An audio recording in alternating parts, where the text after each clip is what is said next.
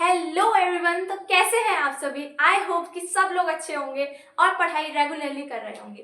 तो आज स्टार्ट करते हैं हमारा क्लास 10th का फिजिक्स का पहला lecture, light, reflection and refraction के ऊपर। तो लाइट, रिफ्लेक्शन एंड रिफ्लेक्शन, ये जो चैप्टर है बेसिकली दो पिलर्स पर खड़ा हुआ है। मेन जो पार्ट है वो है रिफ्लेक्शन एंड रिफ्रैक्शन, है ना। पहले हम देखेंगे लाइट का इंट्रोडक्शन, लाइट होती क्या है। उसके बाद देखेंगे कि उसके दो बहुत ही इंटरेस्टिंग फिनोमिनास को, रिफ्लेक्शन को और रिफ्रैक्शन को। तो एक बार हम ये देख लेते हैं कि बड़े बड़े इसमें क्या टॉपिक्स हैं और हमें क्या क्या पढ़ना है। तो सबसे पहले हम पढ़ेंगे लाइट के बारे में, लाइट का इंट्रो लेंगे, लाइट क्या होती है। फिर क्या पढ़ेंगे हम? फिर हम पढ़ेंगे रिफ्लेक्शन, रिफ्लेक्शन क्या होता है और उसके लॉज पढ़ेंगे, रिफ्लेक्शन और उसके लॉज। फिर हम पढ़ेंगे मिरर्स के बारे में, मिरर्स के बाद हम पढ़ेंगे मिरर्स के रे डायग्राम्स के बारे में। ये हो गया हमारा आधा चैप्टर रे डायग्राम्स के बाद। और इसके ऊपर जो हमारे मिरर फॉर्मूला से रिलेटेड कुछ न्यूमेरिकल्स होंगे, न्यूमेरिकल्स करेंगे। ठीक है, ये हो गया हमारा आधा चैप्टर, यानी कि रिफ्लेक्शन वाला पार्ट यहां तक रहेगा। उसके बाद हम क्या देखेंगे? उसके बाद हम पढ़ना शुरू करेंगे रिफ्रैक्शन। उसके बाद हम पढ़ेंगे रिफ्रैक्शन और उसके लॉस। जैसे हमने इसके पढ़े ना, रिफ्लेक्शन उसके लॉस, अब रिफ्रैक्शन और उसके लॉस। फिर पढ़ेंगे हम लेंस के बारे में और उसके बाद उनके रे डायग्राम्स, और रे डायग्राम्स के बाद लेंस फॉर्मूला पर रिलेटेड हम न्यूमेरिकल्स करेंगे। उसके बाद ये चैप्टर पे रिफ्रैक्टिव इंडेक्स है और लास्ट टॉपिक रिफ्रैक्टिव इंडेक्स है, उसके बाद खत्म है। उसके बाद रिफ्रैक्टिव इंडेक्स। ठीक है, तो ये है हमारे मेन टॉपिक्स जो इस चैप्टर में हमको कवर करने हैं। आज हम लाइट को पढ़ेंगे, रिफ्लेक्शन को पढ़ेंगे, उसके लॉज पढ़ेंगे, फिर हम मिरर्स में देखेंगे, उनके क्लासिफिकेशन देखेंगे और उनके प्लेन मिरर के बारे में पढ़ेंगे। ठीक है, चलिए स्टार्ट करते हैं। तो सबसे पहले हमें क्या देखना है? सबसे पहले हम किसके बारे में पढ़ रहे हैं? लाइट के बारे में। तो हम सबसे पहले लाइट का इंट्रोडक्शन लेंगे कि लाइट होती क्या है ना। तो लाइट क्या होती है? आप देखिए, आप अपने आसपास बहुत सारी चीजें देखते हैं, है ना। कुछ भी चीज आप देख रहे हो, आप किस वजह से देख पा रहे हो? लाइट की वजह से देख पा रहे हो। आप अंधेरे में कोई चीज नहीं देख सकते जब तक लाइट प्रेजेंट नहीं है कहीं पर, तो हम वहां की चीजों को, ऑब्जेक्ट्स को नहीं देख सकते अगर लाइट प्रेजेंट नहीं है। तो हम किसी भी ऑब्जेक्ट को अगर देख रहे हैं तो वो इसलिए देख रहे हैं क्योंकि हमारे इन्वायरमेंट में, हमारे आसपास लाइट प्रेजेंट है ना। अब देखते हैं कि लाइट होती क्या है। क्या लाइट एक मैटर होती है, या ऐसे होता है क्या? आप जैसे टेबल पे आपको बैठना है, चेयर पे आपको बैठना है, तो आपको दिख रही है लाइट रखी हुई है, अरे लाइट हटो हटो, लाइट हटाओ, चुप जाएगी लाइट हमारे। तो लाइट कोई मैटर थोड़ी ना है, लाइट कोई ऑब्जेक्ट थोड़ी ना है। लाइट होती क्या है? लाइट होती है एक रे, या लाइट कह सकते हैं लाइट होती है रे। रे क्या? वेव। लाइट क्या होती है? एक वेव होती है। वेव कैसे? जैसे कि साउंड एक वेव होती है, आपने पढ़ा साउंड, आप 9th क्लास में पढ़ के आए हैं कि साउंड क्या होती है? एक वेव होती है। तो ऐसे लाइट भी एक वेव होती है, वेव की फॉर्म में ट्रेवल करती है। वेव भी देखिए, अब वेव क्या होती है? वेव दो तरीके की वेव्स होती है हमारे पास। पहली होती है मैकेनिकल वेव्स, पहली होती है मैकेनिकल वेव्स, और दूसरी होती है इलेक्ट्रोमैग्नेटिक वेव्स। दोबारा से बोलिए, क्या होती है? मैकेनिकल वेव्स और दूसरी होती है इलेक्ट्रोमैग्नेटिक वेव्स। अब इन वेव्स में अंतर क्या होता है? बेसिकली इनका मतलब होता है, मैकेनिकल वेव्स जो होती हैं उनको चलने के लिए, ट्रैवल करने के लिए कोई ना कोई मीडियम की रिक्वायरमेंट होती है। मीडियम कैसा? Solid, liquid, gas. आपने साउंड में पढ़ा है कि साउंड कैसे करती है? एयर में ट्रैवल करती है, साउंड सॉलिड में ट्रैवल करती है, साउंड लिक्विड में भी ट्रैवल करती है, लेकिन साउंड वैक्यूम में ट्रैवल नहीं करती। साउंड वैक्यूम में ट्रैवल नहीं कर सकती, लेकिन इस वजह वो क्या हो गई?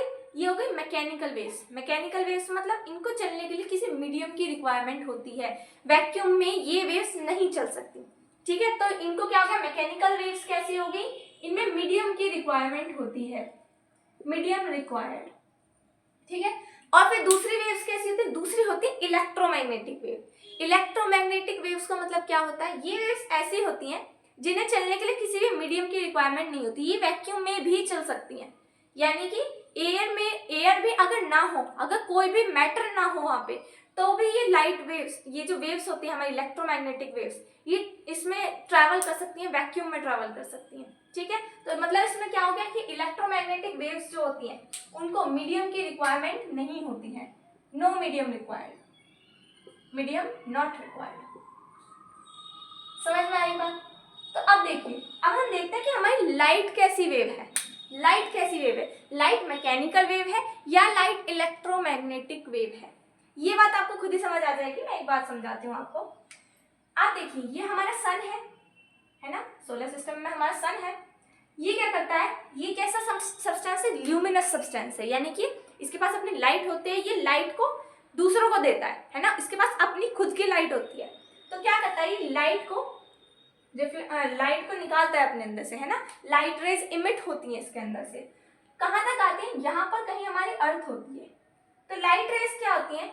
यहाँ से कोई लाइट रे चलती है ऐसे ऐसे ऐसे ऐसे ऐसे और अर्थ तक पहुंच जाती है ना। आप सूर्य को देखते हो, यहाँ से देखते हो, सूरज से लाइट आ रही है हमारे पास तक, लाइट आ रही है। अब देखिए, लाइट जो ट्रैवल कर रही है सन से लेकर अर्थ तक, सन से लेकर अर्थ के बीच में क्या होता है? क्या कोई मैटर प्रेजेंट है? नहीं। वहां पे क्या होता है? वैक्यूम होता है। यानी कि लाइट रे किस में ट्रैवल कर रही है? वैक्यूम में ट्रैवल कर रही है। ये तो एनवायरमेंट तो सिर्फ अर्थ के कुछ डिस्टेंस तक ही प्रेजेंट होता है ना, उसके बाहर तो स्पेस होता है। तो स्पेस में भी लाइट रे ट्रैवल कर सकती है। अब बताइए कैसी रे हुई? लाइट कैसी रे हुई? क्या उसको मीडियम की रिक्वायरमेंट है? नहीं। तो वो कैसी रे हो गई? एक इलेक्ट्रोमैग्नेटिक वेव है। यानी कि लाइट कैसी है? एक इलेक्ट्रोमैग्नेटिक वेव है। ठीक है, इतनी बात समझ में आ गई होगी। अब देखिए, इसमें जैसे आप मैकेनिकल वेव्स का एग्जांपल भी ले सकते हो। जैसे कि मैकेनिकल वेव्स का एग्जांपल क्या है? साउंड। साउंड कैसे देख सकते हैं? अब सन पर क्या होता है? हर सेकंड बहुत सारे एक्सप्लोजन्स हो रहे हैं, बहुत सारे एक्सप्लोजन्स हो रहे हैं जिनमें भयंकर आवाज आती है, बहुत तेज। मतलब एक्सप्लोजन्स इतने तेज होते हैं, यहाँ से अगर कई किलोमीटर दूर भी कोई एक्सप्लोजन होगा ना, तो यहाँ तक आवाज आती है, आपके पास तक आवाज आती है। लेकिन देखिए, सन पर तो हर सेकंड पता नहीं कितने एक्सप्लोजन्स हो रहे हैं। क्या उसकी आवाज आपको अर्थ तक आती है? नहीं। सन की आवाज अर्थ तक नहीं आती, सिर्फ लाइट आती है। क्योंकि क्या है? बीच में है वैक्यूम। जो साउंड है वो वैक्यूम में से ट्रैवल नहीं कर सकती, क्योंकि वो कैसी वेव है? मैकेनिकल वेव से। सन पे चाहे कुछ भी होता रहे, हमें उसकी आवाज नहीं आने वाली। लाइट आ सकती है लेकिन आवाज नहीं आने वाली, क्योंकि साउंड कैसी है? एक मैकेनिकल वेव है। ठीक है, चलिए चलते हैं। अब देखते हैं हम लाइट का डुअल नेचर क्या होता है। What is the dual nature of light? हमने भी पढ़ा कि लाइट क्या है? एक वेव है। लाइट क्या है? एक वेव है। अब क्या हुआ? जैसे जैसे रिसर्च हुई, जब फिजिक्स स्टार्टिंग में डेवलप हो रही थी, जब साइंटिस्ट ये रिसर्च कर रहे थे हमारे कि लाइट होती क्या है, उन्हें तब स्टार्टिंग में तो कुछ भी नहीं पता था ना, धीरे धीरे रिसर्च होनी स्टार्ट हुई, तब पता लगा कि लाइट, पहले क्या दिखा उन्होंने कि लाइट क्या है? एक वेव है। क्या है? एक वेव है। कौन सी वेव है? इलेक्ट्रोमैग्नेटिक वेव है। लेकिन जैसे जैसे फर्दर स्टडीज की गई, जैसे जैसे साइंटिस्ट ने और रिसर्च करी, तो उनको पता लगा कि लाइट वेव की तरह तो ट्रैवल करती है, लेकिन लाइट का कहीं कहीं नेचर पार्टिकल की तरह भी होता है। यानी कि लाइट ऐसे ट्रैवल करती है जैसे वेव नहीं, जैसे कोई पार्टिकल ऐसे आकर के टकरा रहा हो। जैसे लाइट नहीं आ रही मेरे ऊपर, जैसे पार्टिकल आके टकरा रहा हो, पार्टिकल के जैसा नेचर वो शो करती है। पार्टिकल नहीं है, पार्टिकल के जैसा नेचर वो शो करती है। अब देखो लाइट के, देखो कैसे हो गई? Dual nature. Dual nature, dual का क्या मतलब होता है? दो। डुअल का मतलब होता है दो, टू। यानी कि लाइट के कैसे नेचर है? दो नेचर है, दो स्वभाव है लाइट के। कौन से स्वभाव है? पहला है हमारा वेव नेचर।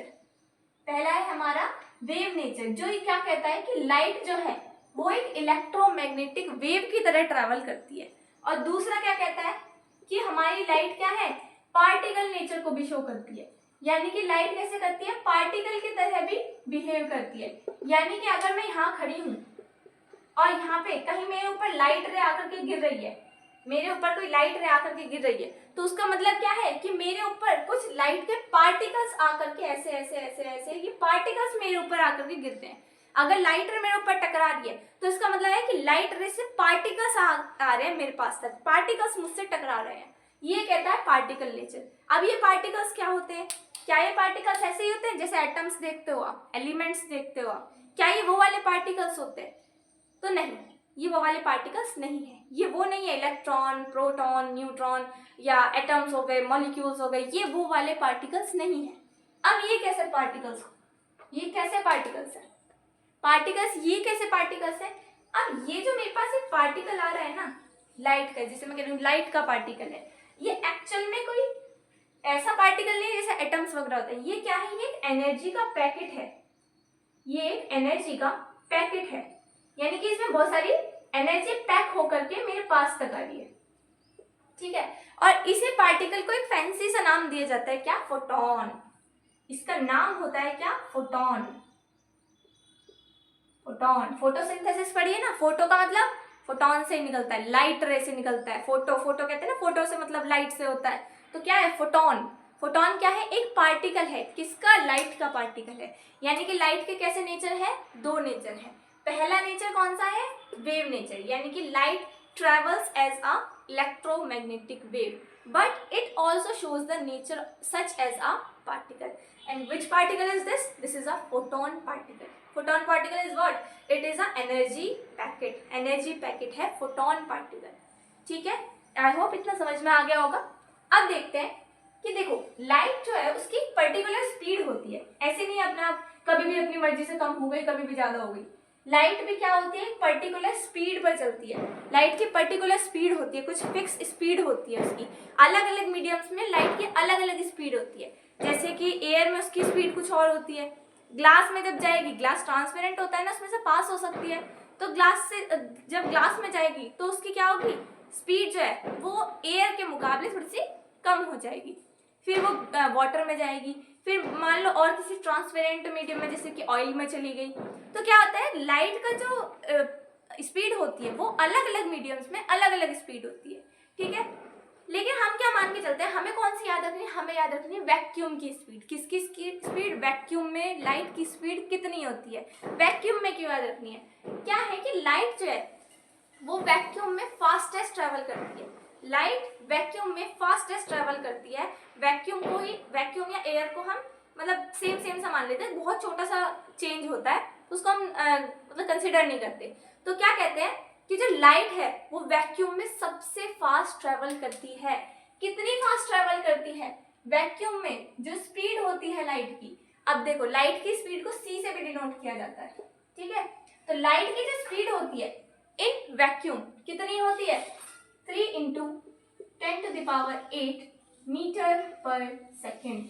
यानी कि देखो एक सेकेंड में 3 × 10⁸ मीटर चल रहा है, यानी कि 3 लाख किलोमीटर चल रहा है एक सेकेंड में। मतलब झपकते हो आप आंखें एकदम, एक सेकेंड में क्या होता है, एक सेकेंड में 3 लाख किलोमीटर चल जाती है। इतनी फास्ट ट्रैवल करती है हमारी लाइट, ठीक है। तो लाइट की स्पीड कितनी होगी वैक्यूम में, 3 × 10⁸ मीटर पर सेकेंड, ठीक है।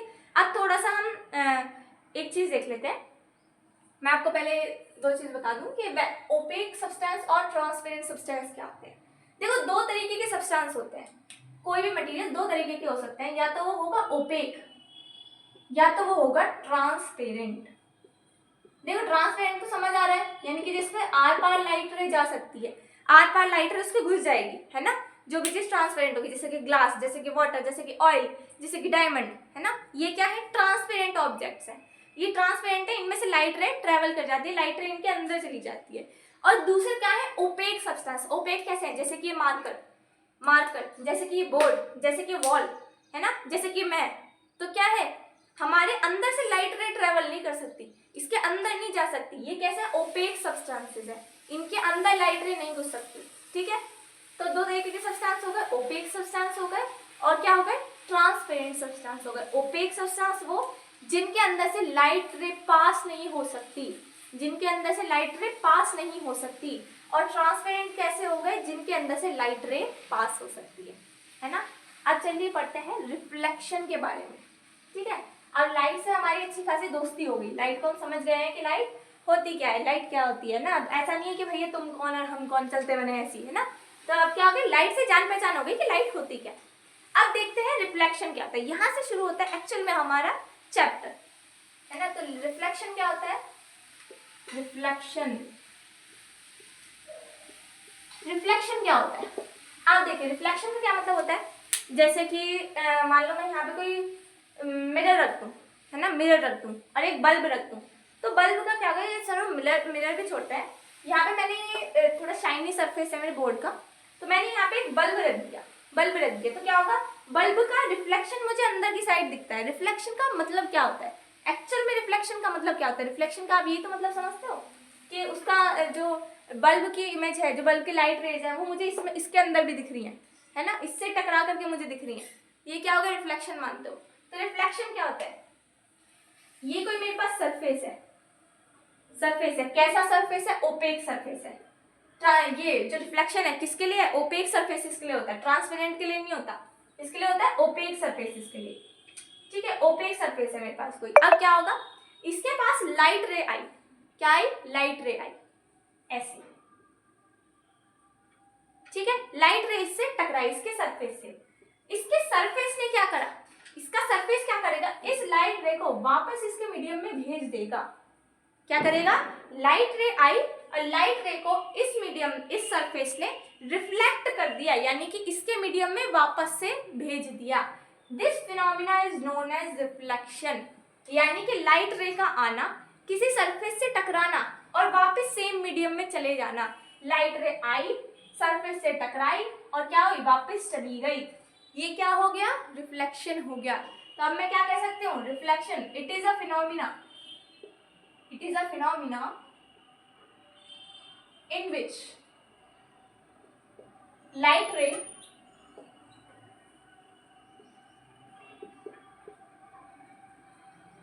bounces back into the same medium, यानी कि लाइट क्या करे, देखो बाउंस बैक कर रही है, यहां से उछल करके इस पे टकरा के उछल करके वापस जा रही है, bounce back into the same medium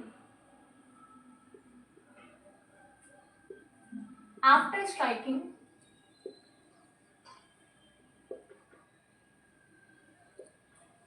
on an opaque surface, यानी कि किसी ओपेक सरफेस से लाइट रे टकरा करके बाउंस बैक होकर के वापस सेम मीडियम में चली जाती है। This phenomena is known as reflection, ठीक है। अब देखिए रिफ्लेक्शन के बारे में, ये जो मैंने अभी लाइट बनाई है, लाइट रेज बनाई है, इनके कुछ कुछ नाम भी होते हैं ना। तो लाइट के नाम कैसे होते हैं, ये जो मैंने ये लाइट बनाई है जो आ रही है, जो सरफेस पे टकराने के लिए आई है, इसका नाम होता है रे ऑफ इंसिडेंस, रे ऑफ इंसिडेंस या फिर इंसिडेंट रे, रे ऑफ इंसिडेंस या फिर इंसिडेंट रे, है ना, या फिर मैं इसे ऐसे डिनोट कर सकती हूँ, इंसिडेंस रे, ठीक है। और दूसरी क्या होती है, रे ऑफ रिफ्लेक्शन, ये हो गई रे ऑफ रिफ्लेक्शन या फिर रिफ्लेक्टेड रे। कितनी बात समझ में आई। अब देखिए एक लाइन में क्या ड्रॉ करते हो कि इमेजिनरी लाइन, एक इमेजिनरी लाइन, जो भी मेरे पास सरफेस होता है ना, मैं उसके परपेंडिकुलर ड्रॉ करती हूँ, परपेंडिकुलर मतलब 90 डिग्री पर ड्रॉ करती हूँ, ठीक है। एक इमेजिनरी लाइन मैं ओपेक सरफेस के परपेंडिकुलर ड्रॉ करती हूँ, ऐसे,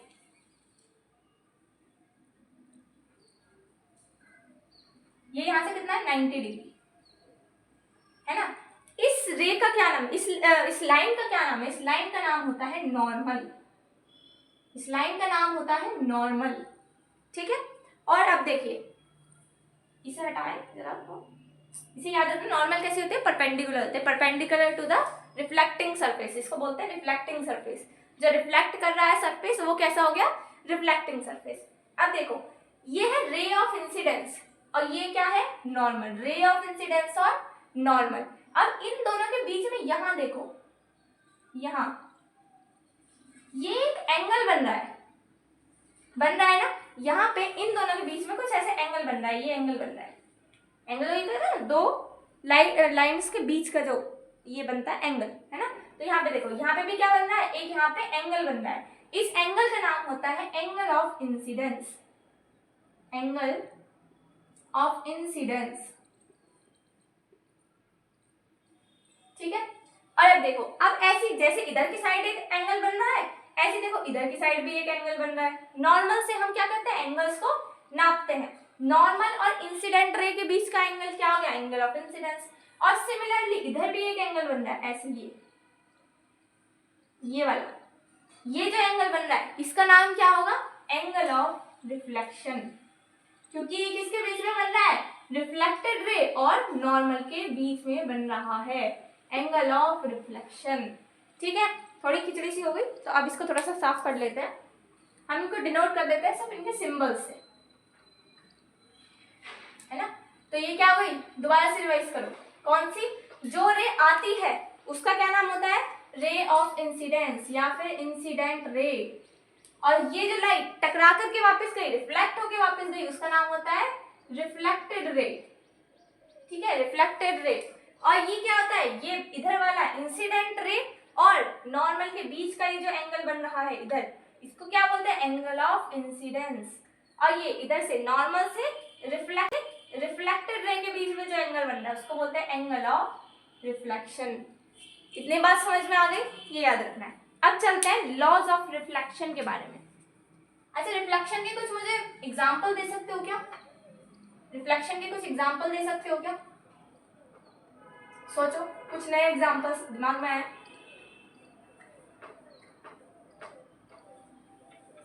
रिफ्लेक्शन कैसे होता है? रिफ्लेक्शन कैसे होता है? आप मोबाइल देखते हो ना, मोबाइल पे क्या होता है? जब मोबाइल बंद होता है तो आपकी शक्ल भी उसमें दिखती है, वो भी कैसा एग्जाम्पल है? रिफ्लेक्शन का एग्जाम्पल है। पानी में देखते हो, पानी में भी कैसी क्या होती है? इमेज बनने लगती है, पानी में इमेज बनती है, वो भी कैसा एग्जाम्पल है? रिफ्लेक्शन का एग्जाम्पल है। जैसे कि मैंने बोर्ड बताया था, बोर्ड पे क्या हो रहा है? अगर लाइट का रिफ्लेक्शन आ रहा है, लाइट की इमेज जैसी बन रही है, तो वो भी क्या है? रिफ्लेक्शन का एग्जाम्पल है। आप शाइनी सरफेस देखते हो मेटल्स की, नई नई चम्मच आती है तो क्या होती है? चमकती है एकदम से, है ना, चमकती है। वो क्यों चमक रही है? रिफ्लेक्शन की वजह से। अब देखो क्या होता है, कुछ ऑब्जेक्ट्स तो ऐसे होते हैं जो थोड़े रफ होते हैं, है ना, थोड़े से रफ होते हैं, और कुछ ऐसे होते हैं जो बहुत ज्यादा शाइनी होते हैं, बहुत ज्यादा प्लेन होते हैं ना, स्मूथ सरफेसेस होते हैं। तो जो बहुत ज्यादा रफ सरफेसेस होते हैं वो लाइट को कम रिफ्लेक्ट करते हैं, है ना, जो बहुत ज्यादा रफ सरफेसेस होते हैं वो लाइट को कम रिफ्लेक्ट करते हैं। और जो मेटल्स होते हैं हमारे, शाइनी मेटल्स होते हैं, तो वो क्या करते हैं? जिनमें प्लेन सरफेस होता है वो क्या करते हैं? वो लाइट को और ज्यादा रिफ्लेक्ट करते हैं, यानी कि 80 to 90% लाइट को वो रिफ्लेक्ट बैक कर देते हैं। कुछ लाइट जो हमारे ऑब्जेक्ट्स होते हैं अपने अंदर एब्जॉर्ब भी करते हैं, बाकी को क्या कर देते हैं? रिफ्लेक्ट बैक कर देते हैं। समझ में आई बात? तो जैसे कोई भी अगर बहुत ज्यादा शाइनी सब्सटेंस है तो वो ज्यादा लाइट को रिफ्लेक्ट करता है, और जो अगर थोड़ा सा रफ सरफेस है वो लाइट को थोड़ा सा कम रिफ्लेक्ट करता है। ठीक है, अब करते हैं लाइट रिफ्लेक्शन के लॉज के बारे में बात। रिफ्लेक्शन के लॉज क्या होते हैं, है ना? Laws of reflection. Laws of reflection, laws से क्या समझते हो? लॉ का क्या मतलब होता है?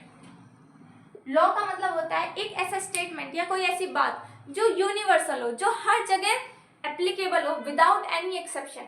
यानी कि ये क्या होता है? हर जगह एप्लीकेबल है, जहां भी रिफ्लेक्शन का फिनोमेना देखने को मिलेगा वहीं ये एप्लीकेबल है, ये इनका कोई भी एक्सेप्शन नहीं होता, यूनिवर्सल है ना। तो पहला लॉ, मैं इनके पहले स्टेटमेंट्स लिख देती हूँ। पहला लॉ क्या होता है? द लाइन ऑफ इंसिडेंट या रे of incidence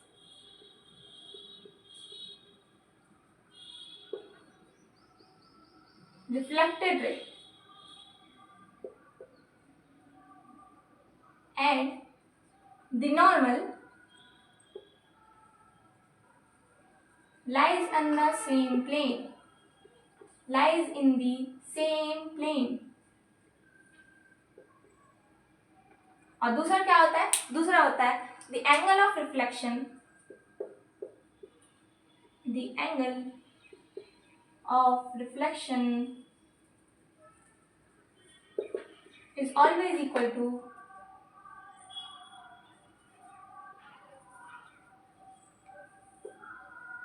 angle of incidence। इन चीजों को नोट करते चलिए तो साथ में आपके नोट्स भी बन जाएंगे, है ना। तो क्या हो गया? अब देखिए, दो लॉज ऑफ रिफ्लेक्शन हो गए। पहला क्या हो गया? The ray of incidence reflected ray and the normal lies in the same plane. इसका क्या मतलब होता है? मैंने क्या करा, यहाँ पे एक लाइट रे बनाई, ऐसे अभी बनाई थी ना मैंने।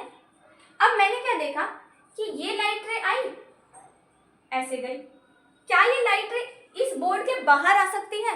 क्या ये लाइट रे ऐसे टकरा करके जो जा रही है रिफ्लेक्टेड रे, ऐसा थोड़ी ना कि इसके बाहर आ जाएगी ऐसे करके, नहीं, जिस प्लेन में है उसी प्लेन में रहती है, इसी सरफेस के अंदर अंदर रहेगी। अब जैसे मानो मैंने ये पेपर लिया, तो ये जो मेरा पेपर है, ये जो मैंने पेपर लिया है, अगर लाइट रे इस पे आ रही है, ऐसे आ रही है, लाइट रे इसके ऊपर ऐसे आ रही है, तो इसके अंदर ही रहेगी।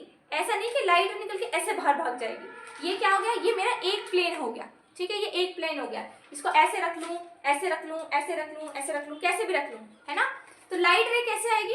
ऐसे इसी प्लेन पर आएगी और इसी प्लेन पर वापस जाएगी। ऐसा नहीं कि इसके बाहर चली जाएगी या इसके अंदर घुस जाएगी, ऐसा नहीं होगा। क्या होगा कि इसी प्लेन पर लाया करेगी, ऐसे ऐसे ऐसे आएगी, ऐसे जाएगी, जस्ट लाइक दिस, है ना। ऐसे ऐसे रखी रहेगी, ऐसे रखी रहेंगी। ऐसा नहीं कि उठ करके ऐसे बाहर चली जाएगी, नहीं, ऐसे ही रखी रहेगी। ठीक है।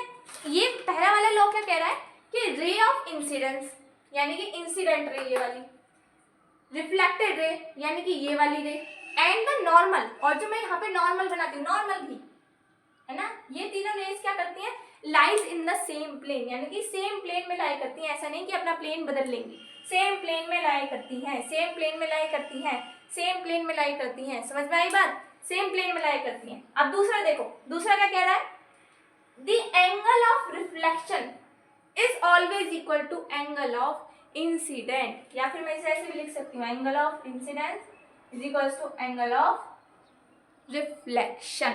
इसका क्या मतलब हुआ, देखो यहां से मैंने बताया था ना, ये वाला एंगल, ये कौन सा होता है, एंगल ऑफ इंसिडेंस, है ना, मतलब ये वाला एंगल ऑफ इंसिडेंस, और ये वाला क्या हो गया, एंगल ऑफ रिफ्लेक्शन।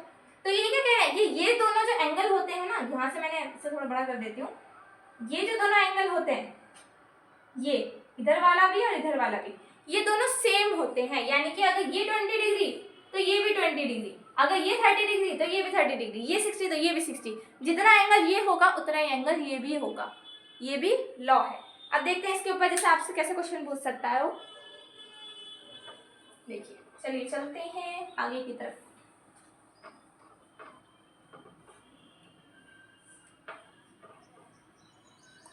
देखिए वो क्वेश्चन कैसे पूछेगा, वो आपको ऐसे दे सकता है ना, क्वेश्चन आपके एग्जाम में कैसे आ सकता है, ऐसे, ये हमारी लाइट है और ये रे रे इसमें, ठीक है, ये नॉर्मल हो गई, यहाँ से एक एंगल बन रहा है, यहाँ से ये है इंसिडेंट रे क्योंकि यहाँ से आ रही है, और ये है रिफ्लेक्टेड रे। ऐसा नहीं है कि इधर से इधर ही जाती है, इधर से इधर भी आ सकती है, ऐसा कुछ नहीं होता कि ऐसी जानी है, ऐसी भी आ सकती है, कैसे भी आ जा सकती है। अब देखते हैं, उसने दे दिया मुझे दिस एंगल, ये वाला जो एंगल है ना, ये क्या गई, इंसिडेंट रे, ये क्या है, रिफ्लेक्टेड रे, और ये क्या है, ये है हमारी नॉर्मल, है ना। अब उसने मुझको ये वाला एंगल दिया है, क्या दिया है, मान लीजिए 60 डिग्री दिया है ना। वो पूछेगा फाइंड एंगल ऑफ रिफ्लेक्शन, ऐसे आपके पास क्वेश्चन आ गया। अच्छा, एंगल ऑफ रिफ्लेक्शन क्या है, सबसे पहले तो ये देखो, ये पहचानना आना चाहिए एंगल ऑफ रिफ्लेक्शन है कहाँ। तो जो नॉर्मल और रिफ्रैक्टेड रे के बीच में बन रहा है ये वाला एंगल, इधर वाला, है ना, ये वाला एंगल जो बन रहा है, ये क्या हो गया, ये हो गया मेरा एंगल ऑफ रिफ्लेक्शन। उसने मुझे ये वाला एंगल दिया, ये वाला एंगल पूछा है, निकालना बहुत आसान है। क्यों, ये देखिए, ये वाला जो पूरा एंगल है नॉर्मल से लेकर ये मैंने अभी बताया था कि ये 90 डिग्री का होता है। इनकी नॉर्मल कैसी होती है, परपेंडिकुलर होती है। यानी कि अगर मैं इसको ए बी सी डी ऐसे मान लूँ, और है ना, इस रे को, तो क्या देखती हूँ मैं, और उसको ओ मान लेते हैं ना, तो क्या देखती हूँ, angle A O B plus में एंगल ए ओ सी की वैल्यू कितनी है, 90 डिग्री। इन दोनों को मिलाकर के कितना है, 90 डिग्री। ये वाला एंगल एओबी कितना दे रखा है, 60 डिग्री, प्लस में एंगल एओसी कितना हो जाएगा, 90 डिग्री, 90 डिग्री। अब इधर क्या देखते हैं, एओसी यहाँ से कितना निकल जाएगा, ये उधर जाके माइनस होगा, 90 में से 60 जाएगा, कितना रह जाएगा, 30 डिग्री। अब देखो मेरे पास एंगल कौन सा आ गया, एंगल एओसी, एओसी मतलब कौन सा आ गया, ये वाला एंगल जो आ गया मेरे पास, कितना आ गया, 30 डिग्री। अब देखो क्या है आपका लॉ, क्या था कि हमारा जो एंगल ऑफ इंसिडेंस होता है वो हमेशा एंगल ऑफ रिफ्लेक्शन के बराबर होता है। यानी कि ये वाला जो एंगल होता है वो इस वाले एंगल के बराबर होता है। अब जब आपको ये वाला एंगल पता लग गया तो आप ये वाला एंगल नहीं बता सकते, आप क्या बता दोगे, ये वाला एंगल 30 डिग्री है तो ये भी 30 डिग्री होगा, by second law of reflection, या मतलब रिफ्लेक्शन का आपको लॉ रखना पड़ेगा, because the angle of incidence is always equal to angle of reflection according to the laws of reflection. ठीक है, ऐसे क्वेश्चंस आएंगे आपके पास ज्यादातर। चलिए आगे पढ़ना स्टार्ट करते हैं, यहाँ तक आपका रिफ्लेक्शन खत्म होता है। अब हम पढ़ते हैं मिरर्स के बारे में। मिरर्स, मिरर एक्चुअल में होता क्या है, mirror is a shiny reflecting surface, shiny reflecting surface. देखो रिफ्लेक्शन से ही कनेक्टेड है, इसलिए रिफ्लेक्शन वाला टॉपिक में आपको मिरर्स किए जाते हैं। Shiny reflecting surface. आप अपने घर में शीशे देखते हो, घर में शीशे देखते हो, है ना, घर में प्लेन शीशा देखते हो आप, जिसमें सुबह देख करके आप सस्ते संवरते हो, तैयार होते हो स्कूल जाने के लिए, है ना। तो क्या होता है, मिरर्स कैसे होते हैं, मिरर्स दो टाइप्स के होते हैं, दो टाइप्स के मिरर्स होते हैं। पहले मिरर होते हैं प्लेन मिरर, प्लेन मिरर। दूसरे क्या होते हैं, कर्व्ड मिरर, कर्व्ड मिरर या फिर कर्व्ड मिरर या फिर स्फेरिकल मिरर्स, स्फेरिकल मिरर्स। अब देखिए प्लेन मिरर्स क्या होते हैं, प्लेन मिरर्स वो मिरर्स होते हैं जिनका सरफेस जो होता है वो प्लेन होता है। सरफेस कैसा होता है, प्लेन होता है, जस्ट लाइक दिस बोर्ड। जैसे इस बोर्ड का सरफेस प्लेन है, ऐसी जो हमारे प्लेन मिरर्स होता है उनका सरफेस कैसा होता है, प्लेन होता है। जो आप घर में नॉर्मली जिसमें देख करके तैयार होते हो सुबह सुबह, है ना, तो वो कैसा होता है, वो होता है प्लेन मिरर, ठीक है। ये क्या होता है, स्फेरिकल मिरर्स। स्फेरिकल मिरर्स का मतलब क्या आता है, उनका सरफेस कैसा होता है, स्फेरिकल होता है या फिर कर्व्ड होता है। कर्व्ड कैसे, ऐसे, जैसे मान लो ये मेरा एक मिरर है, तो उसका सरफेस प्लेन तो ऐसा हो गया, प्लेन मतलब सीधा प्लेन है, और कर्व्ड हो गया ऐसे। ये मेरे पास कर्व्ड मिरर हो गया, है ना, कर्व्ड मिरर हो गया, यानी कि इसकी सरफेस कैसी है, कर्व्ड है, सीधी नहीं है, ऐसी है या फिर ऐसी है ना। ये देखिए ये दो तरीके के मिरर्स लग रहे हैं, है ना। एक का क्या है, एक की कर्व्ड सरफेस इनवर्ड है, ये कैसे है, curved surface, curved surface inward, यानी कि अंदर की साइड उसकी कर्व्ड सरफेस है। और ये कैसा है, ये बाहर की साइड निकला हुआ है, या फिर कह सकते हैं बल्ज्ड आउट है। तो इसकी कर्व्ड सरफेस कैसी है, आउटवर्ड है, आउटवर्ड है, या फिर क्या कह सकते हैं, बल्ज्ड आउट है, बल्ज्ड आउट है, यानी कि बाहर की साइड ऐसे निकली हुई है। तो ऐसे मिरर्स जिनका सरफेस क्या होता है, कर्व्ड होता है, कर्व्ड इनवर्ड और कर्व्ड आउटवर्ड, ऐसे मिरर्स को क्या बोला जाता है, स्फेरिकल मिरर्स बोला जाता है। प्लेन मिरर्स और स्फेरिकल मिरर्स दो टाइप्स के हमारे मिरर्स होते हैं। अब देखिए सबसे पहले हम प्लेन मिरर के बारे में पढ़ते हैं। प्लेन मिरर क्या होता है,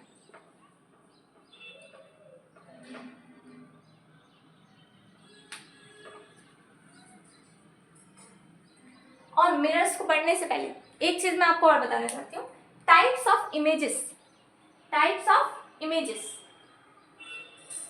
इमेज क्या होती है, इमेज क्या होती है, पहले तो आप यही बताओ, इमेज क्या होती है, इमेज क्या होती है, इमेज होती है रियल ऑब्जेक्ट की, रियल ऑब्जेक्ट की एक ऐसी सेम टू सेम इमेज जब अंदर बन जाए, सेम टू सेम उसके जैसी अपीयरेंस जब हमें मिलने लगे, उसके जैसी सेम अपीयरेंस हमें मिलने लगे, या एक ऑब्जेक्ट रखा है मिरर के सामने, उसकी जैसी अपीयरेंस मुझे मिल रही है कहीं और, ऑब्जेक्ट मैंने यहाँ रखा है ना, ये मान लीजिए मेरा मिरर है, ये मेरा मिरर है, यहाँ पे मैंने एक ऑब्जेक्ट रखा है, ऐसे रख लेते हैं ऑब्जेक्ट को, है ना, ये मैंने ऑब्जेक्ट रखा है। अब यहाँ पे क्या हुआ, इसकी मिरर की कैसी बन रही है इमेज, मतलब ये जो ऑब्जेक्ट रखा है इसकी इमेज कैसी बनवाया है मिरर, यहाँ पर पीछे की साइड। तो ऑब्जेक्ट तो यहाँ पर रखा है, ऑब्जेक्ट कहाँ रखा है, मिरर के सामने, लेकिन इसकी इमेज कहाँ बन रही है, पीछे की साइड, यानी कि क्या बन रही है, एक इसकी ऐसी पोजीशन, इसके पोजीशन से हटकर इसके जैसी ही एक स्ट्रक्चर बन रहा है, इसकी जैसी एक इमेज बन रही है।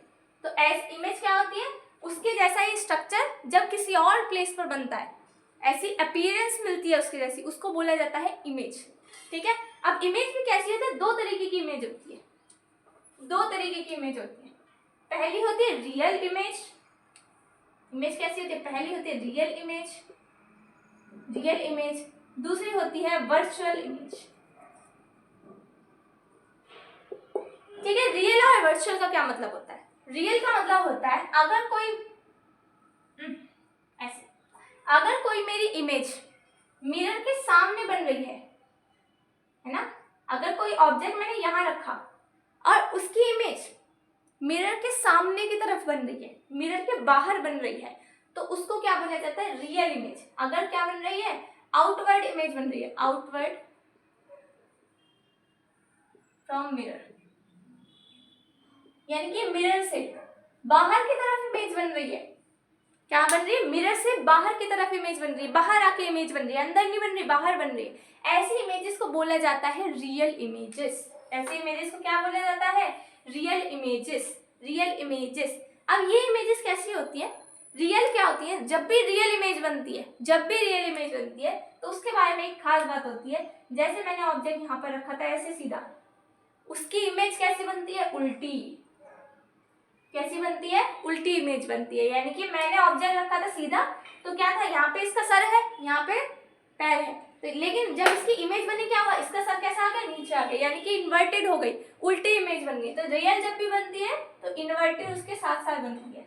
यानी कि जब भी इमेज मिरर के बाहर बनेगी तो कैसी बनेगी, उल्टी बनेगी। इमेज मिरर के बाहर बनेगी तो उल्टी बनेगी। अब इनका एग्जाम्पल कैसे होता है, क्या कहीं भी आपने बनती हुई देखी है, कहीं आपने रियल इमेज बनती हुई देखी है? तो हाँ, आप बहुत कॉमनली देखते हो क्या कि प्रोजेक्टर्स जो होते हैं, प्रोजेक्टर्स तो देखे हैं ना, प्रोजेक्टर्स क्या होते हैं, वो ऊपर उनका प्रोजेक्टर लगा हुआ होता है, आगे एक पर्दा होता है, व्हाइट कलर का एक कर्टेन होता है, शीट होती है, और वहां से लाइट रेज आती हैं, ऊपर से लाइट रेज आती हैं और शीट के ऊपर वो इमेज बनाती हैं, शीट के ऊपर इमेज बनाती हैं। अब वो जो हमारे यहाँ पे जैसे प्रोजेक्टर है,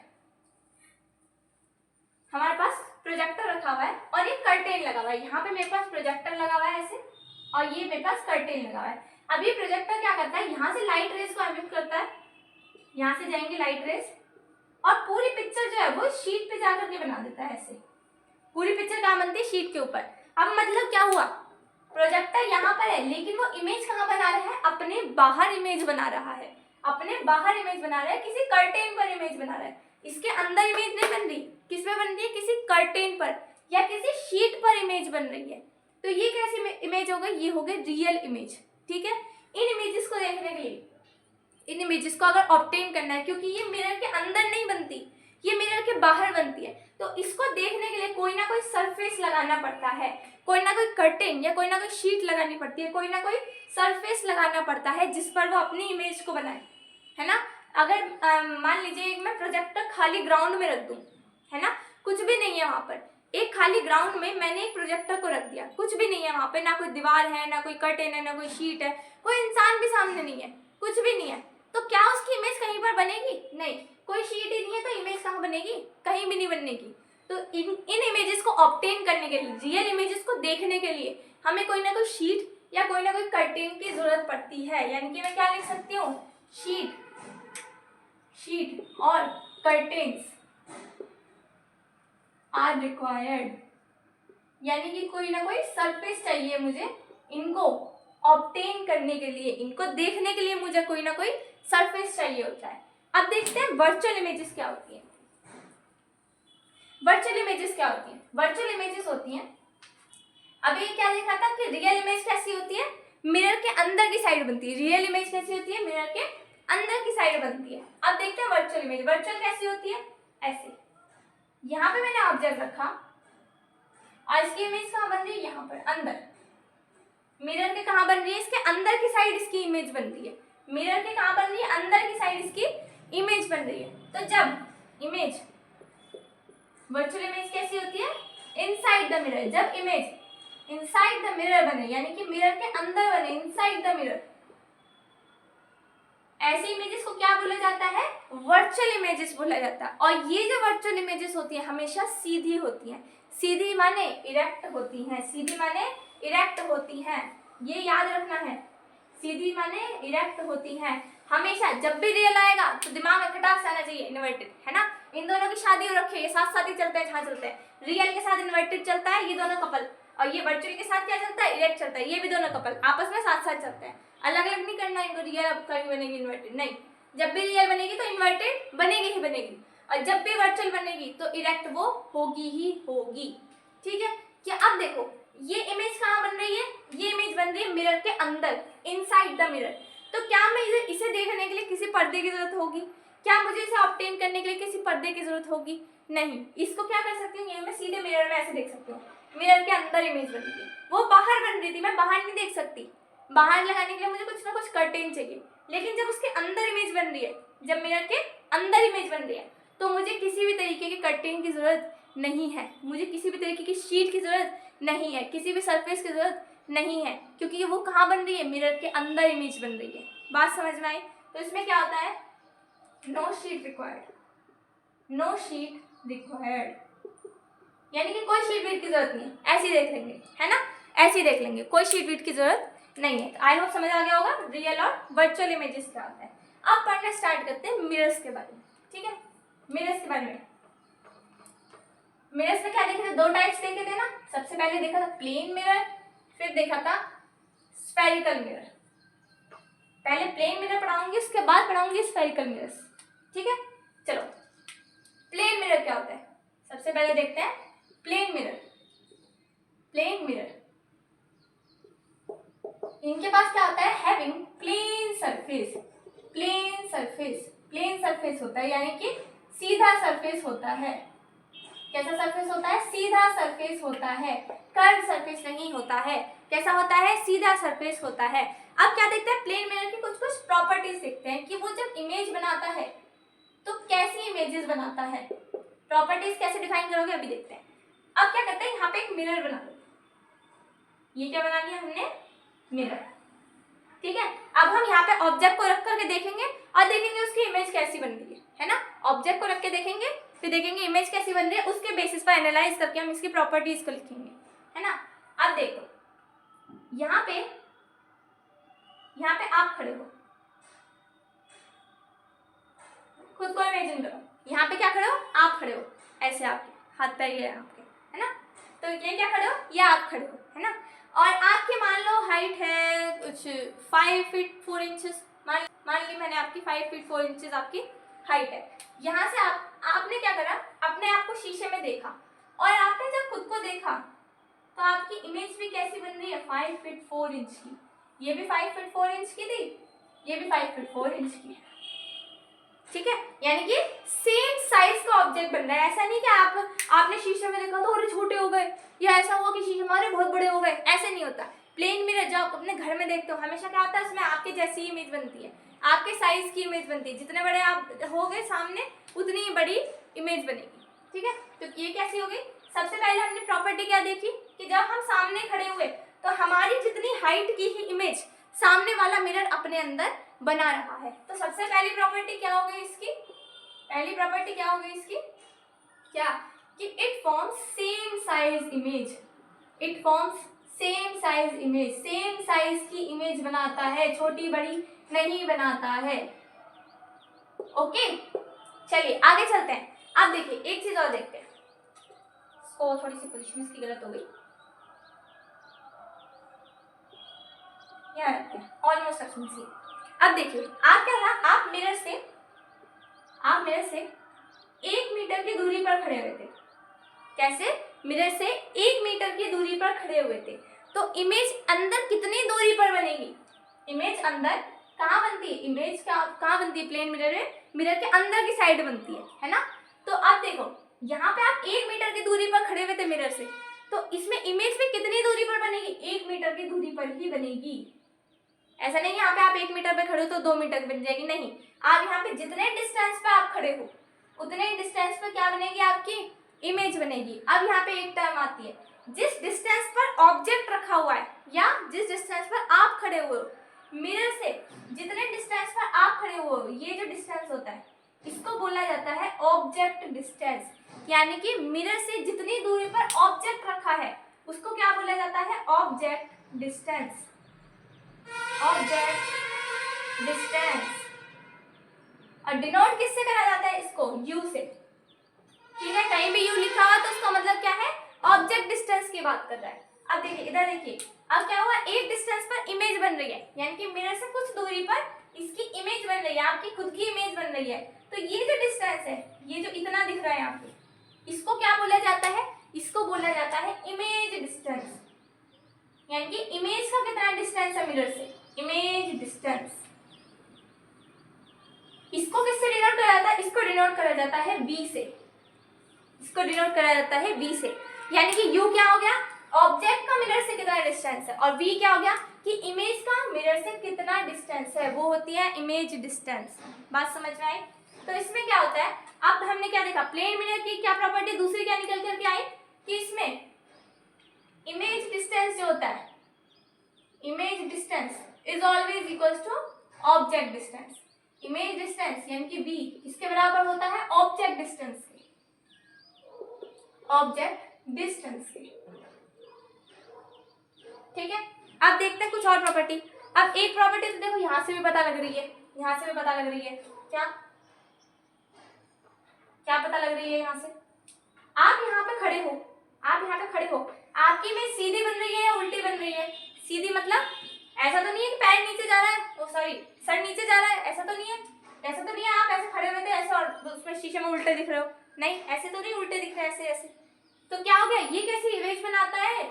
इरेक्ट इमेज बनाता है, इरेक्ट इमेज बनाता है, सीधी इमेज बनाता है। और कहाँ बनाता है? मिरर के अंदर बनाता है, मिरर के अंदर बनाता है। जो इमेजेस मिरर के अंदर की साइड बनती है उन इमेजेस को क्या बोला जाता है? हाँ, वर्चुअल इमेज, वर्चुअल इमेज। तो ये मिरर कैसी इमेज बना रहा है? इरेक्ट और वर्चुअल इमेज बनाता है। प्लेन मिरर हमेशा कैसी इमेजेस बनाता है? वर्चुअल और इरेक्ट इमेजेस बनाता है। ठीक है, अब एक चीज देखते हैं, एक टर्म होता है कि ये कैसी इमेज बनाता है? Laterally inverted. लेटरली इन्वर्टेड का मतलब क्या होता है? लेटरली इन्वर्टेड,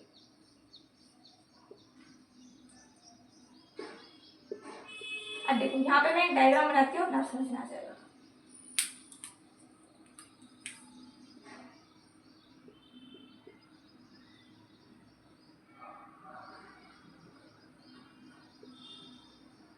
ये होता है वर्चुअली इन्वर्टेड। वर्चुअली इन्वर्टेड मतलब आज जो था वो उल्टा दिख रहा है। मतलब कि अगर आप ऐसे मिरर के सामने खड़े होते हो जब आप अपना ये वाला हैंड हिलाते हो इधर की साइड, अपनी राइट हैंड जब आप हिलाते हो तो उधर आप क्या देखते हो कि जो इमेज में दिखता है, आपको इमेज में जो दिखता है वो उसका लेफ्ट हैंड दिखता है। वो क्या हिलाता है? अपना लेफ्ट हैंड हिलाता है। किधर इमेज में क्या आपका हिलता है? लेफ्ट हैंड हिलता है। और रियल में आप क्या हिला रहे हो? राइट हैंड हिला रहे हो। यानी कि लेटरली इन्वर्टेड का मतलब होता है ऐसे, सीधा खड़ा हुआ ऐसे उल्टा हो जाता है। लेटरली इन्वर्टेड, लेटा हुआ इन्वर्टेड, लेटरली इन्वर्टेड। ऐसे नहीं, ऐसे उल्टा नहीं, ये तो वर्टिकल हो जाएगा। ये क्या होगा? लेटरली इन्वर्टेड, लेटरली इन्वर्टेड है। आर इधर था तो इधर दिख रहा है, ई बीच में था तो बीच में ही है, डी क्या था? सबसे इधर था, इधर कहाँ था? राइट साइड में था। और जब इमेज में देखा तो किधर आ गया? लेफ्ट साइड में आ गया। यानी कि इमेज कैसी बन रही है? Laterally inverted. ठीक है, तो आज बस इतना ही पढ़ेंगे, फिर नेक्स्ट क्लास में हम कंटिन्यू करेंगे स्फेरिकल मिरर्स को, कि स्फेरिकल मिरर्स क्या होते हैं और उनके रे डायग्राम्स को देखेंगे। ठीक है, टिल देन कीप स्टडी।